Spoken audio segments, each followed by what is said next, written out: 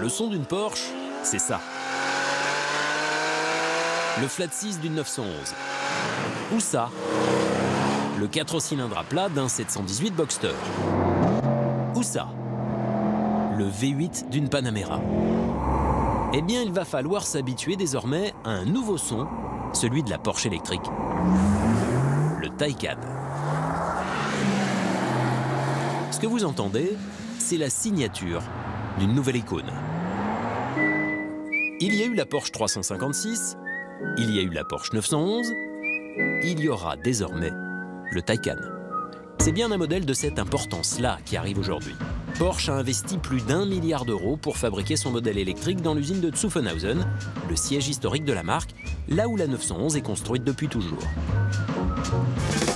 Le Taycan marque donc le début d'une nouvelle ère, mais sans effacer 70 ans de tradition. Le design respecte le style du constructeur. On reconnaît immédiatement une Porsche, plus grande qu'une 911, plus courte qu'une Panamera.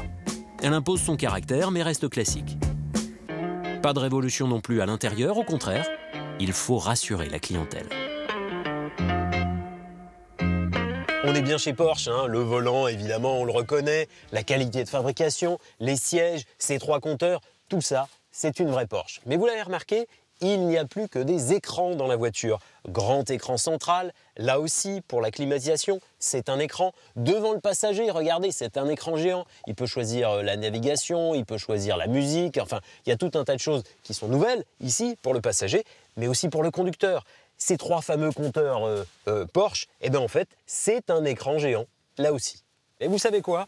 Dans ce Taycan, la position est strictement la même que dans une Porsche 911. Alors, le Taycan est un peu plus haut que la 911, donc le siège est positionné un peu plus haut, mais la position du conducteur est exactement la même que dans une 911. En vous asseyant dans cette voiture, en regardant les instruments, en sentant, en prenant les premiers mètres, le virage arrive, vous dites « je suis bien dans une Porsche ». C'est vrai que la sonorité va être quelque chose de nouveau. Il y a une sonorité.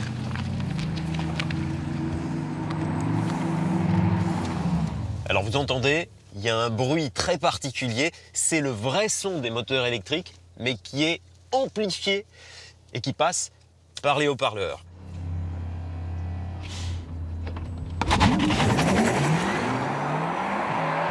Notre Taycan réalise le 0 à 100 en 2 secondes 8, plus rapide qu'une Ferrari 812, plus rapide qu'une Lamborghini Aventador. C'est aujourd'hui la Porsche la plus performante du marché. La Tesla Model S, référence électrique, fait encore mieux, seulement 2 secondes 6 pour le 0 à 100, mais une seule fois. Après, l'américaine baisse en performance, alors que la Porsche peut rééditer son temps plus de 10 fois d'affilée. Mais une Porsche n'est pas qu'un dragster. La tenue de route, l'équilibre, les sensations, le plaisir de conduire sont indissociables de la marque. Mais tout ça est-il possible dans une voiture électrique? Le Taycan est-il une vraie Porsche? Pour l'aider, le constructeur y a mis tout son savoir-faire. 4 roues motrices, 4 roues directrices, suspension active, électronique portée sur le plaisir. Alors, est-ce que ça marche?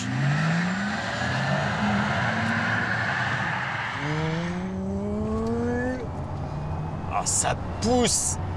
Ça ne finit jamais de pousser en virage. C'est hyper vif. Oh là là, ça tient la route, c'est dingue. Je ne crois pas avoir déjà connu ça, même chez Porsche et même en électrique. Je crois que c'est mieux qu'une Tesla Model S. Ah là là, incroyable.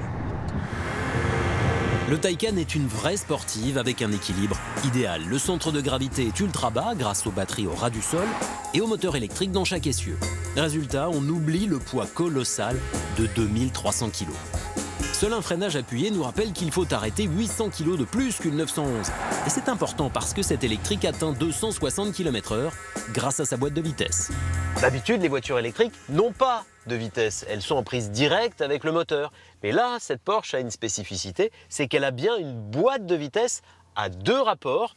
Le premier rapport, c'est jusqu'à 60-80 pour accélérer vraiment très fort. Et le deuxième rapport, c'est pour les hautes vitesses jusqu'à 260. Cette boîte de vitesse permet de concilier des accélérations époustouflantes avec une autonomie correcte. Porsche annonce environ 400 km sans recharger. Pour nous, en conduite sportive, les batteries étaient à plat après 300 km. Heureusement, le Taycan permet la recharge la plus rapide du monde sur les bornes Ionity. 2 fois plus vite qu'une Tesla, 80% en 22 minutes. Alors, on va profiter qu'elle recharge pour découvrir les places arrière.